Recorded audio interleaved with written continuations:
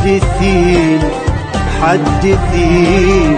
عن حديث المقالين، وعن الشوق وليل الغزال.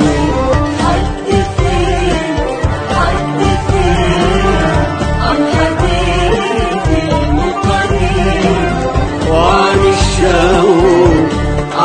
الشوق وليل الغزال. لك ثغر حسنه يذهلني، وحديث فيه طعم العسل. لك ثغر حسنه يذهلني، وحديث فيه طعم العسل. لك خد لونه من خجل،